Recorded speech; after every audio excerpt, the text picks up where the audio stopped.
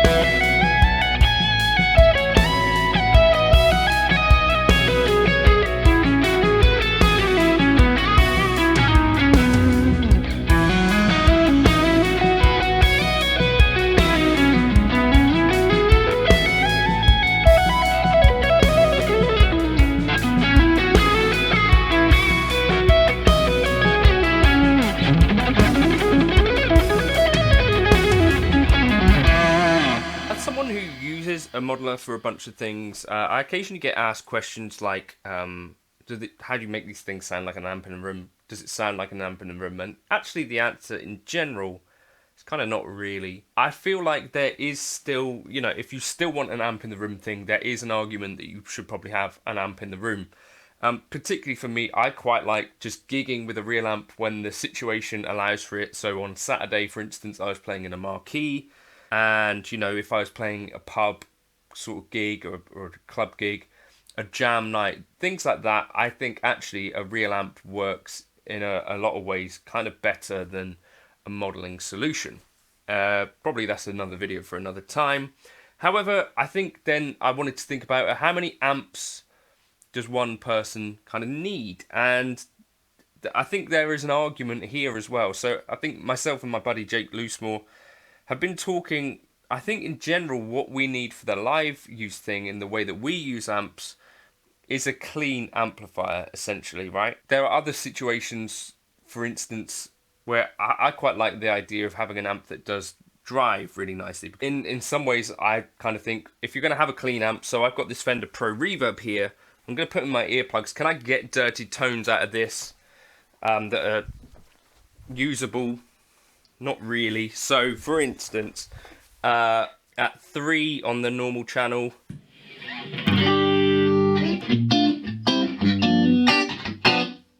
like that's super.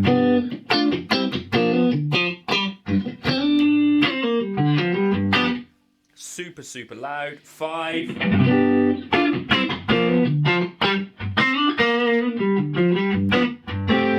Can I get gain out of it?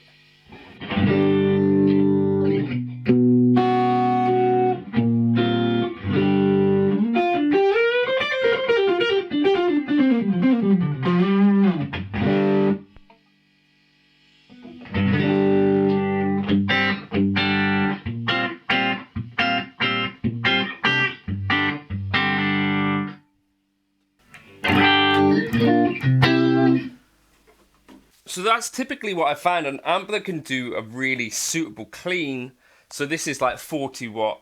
I think Jake gigs a Cerebella, which is like 44 watts. So quite similar in a lot of respects. When you get a really nice kind of bouncy clean on 2 or 3, what it's probably going to mean is that you're not going to be able to get driven tones out of that amp from the amp itself. So you're going to be using pedals, right? And obviously what I just did there would be totally useless at gig volume. So the compromise is that I got this Marshall, which I was gigging the other day, which actually can do amazing driven tones at lower volumes. So I can play this comfortably at home. Even at kind of speaking.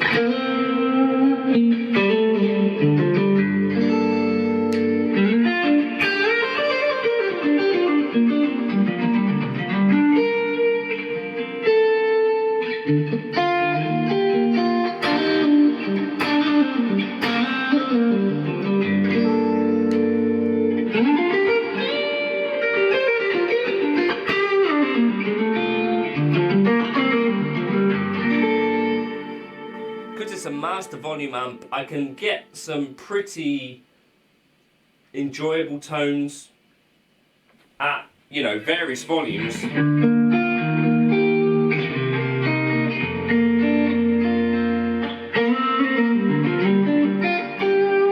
It does less of a good job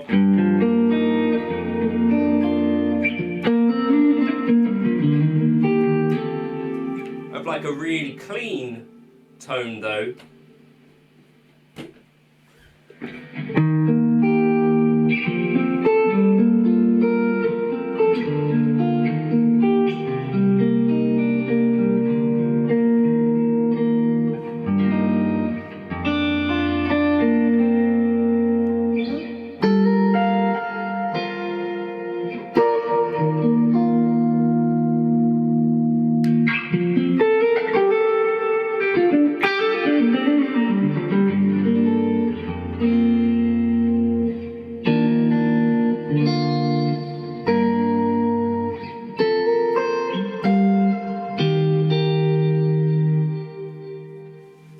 Or actually maybe that is a good enough clean. So that is kind of not quite gig volume, but the main thing is that I can get really satisfying drive tones at lower volumes. One clean amp, because this Pro Reverb is going to be very difficult to sell anyway, but one clean, and then one amp that can kind of do drive tones at various volumes. So I think you need maybe a non-master volume amp and one master volume amp. So something like a Friedman, something like a Mesa Boogie, or something that could cover both of these territories pretty well. Might be something like a Mesa Boogie Lone Star. For me, that could probably get me through most things, because the Mesa Boogie Lone Star 100 watts, switchable down to 5 watts, and has a really great clean channel and a pretty versatile drive channel. Could it do this kind of Marshall-y thing? Possibly not. This is the other thing that I found for me live. The Marshall, kind of, I was missing some of the low mids and mids for live use. at home, I think it records really, really well. And I'm kind of thinking maybe there's something I need to figure out for Marshall. But what I found worked well for leads was boosting with a tube screamer into the Marshall, which actually got me closer to where I'm comfortable. So I'm thinking that answers some EQ questions for me as well.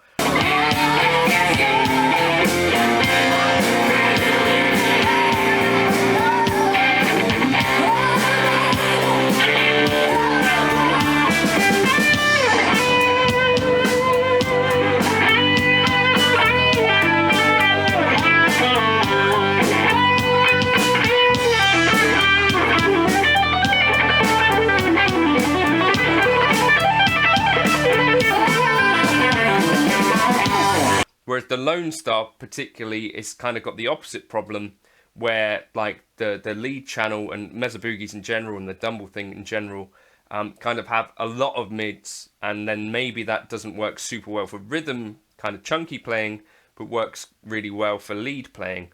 That drive amplifier I don't think necessarily makes sense to be something like a Plexi, because you're probably not going to be able to get enough volume out of that. So something like a modded Marshall might be a good argument for the drive amp, or for me a Mesa Boogie.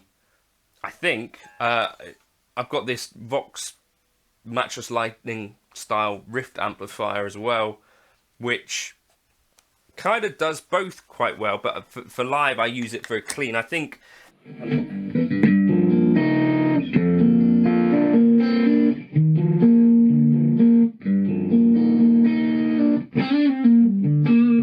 like that's kind of the gain style if you crank it, but I've used it kind of live for a big kind of clean.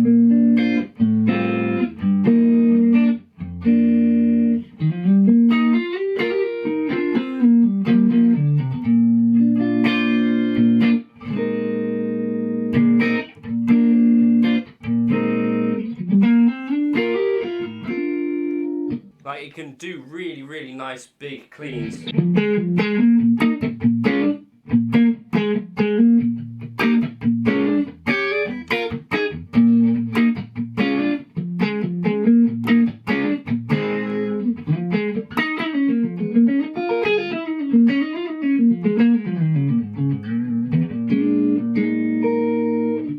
So I think that's kind of my smaller thing that can do a great clean for live and as a pedal platform, like smaller wattage. The Fender Pro Reverb is kind of just here because that's never going to be easy to sell, and it's a really great amp, but you're going to need a roadie to carry that one around. And then the Marshall, hot rodded Marshall Friedman Dirty Shirley style, maybe that works really well for recording and for certain gigs. I think that for me, there's 3 amps here, and I've still got quite a lot of overlap in terms of what I think I'd be doing with each thing. So I think 2 amps even would probably, and possibly even 1 amp might be enough for this kind of stuff that I'm doing. Let me know your thoughts in the comments, what your kind of minimum is, or what your things that you've settled on are. I've seen there's obviously loads of players that have like tons and tons of amps. I'm someone who's thinking like, actually, I think it makes more sense to have a bit more of a minimal approach. This is kind of crept up on me, the head first. But I think it's got a really cool sound to it. But yeah, 1 or 2 amps, like a non-master volume and a master volume, I think is where I'm thinking, actually, that'd be a pretty good place to settle. Let me know your thoughts.